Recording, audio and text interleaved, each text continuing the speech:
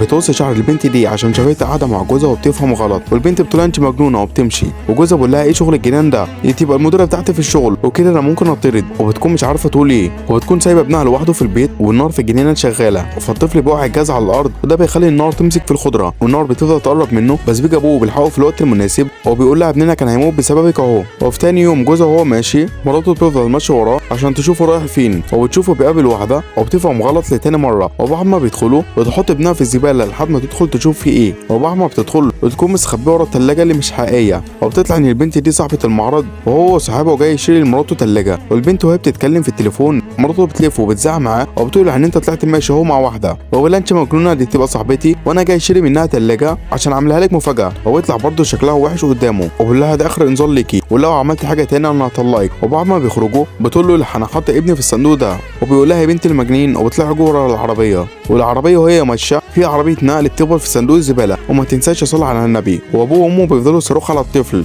بس بينزل صاحب العربيه ومعاه الطفل وبيقول لهم على اللي حصل، وبيقول لهم بعد ما ربطت الصندوق سمع صوت طفل بيحط في الزباله، وفعلا لقيت طفل في الزباله وقررت اني اخليه معايا، والاب بيشكره عشان انقذ ابنه. ساعتها بقى بيتعصب من مراته اكتر وبيطلقها. لو انت مكانه كنت عملت معاها ايه؟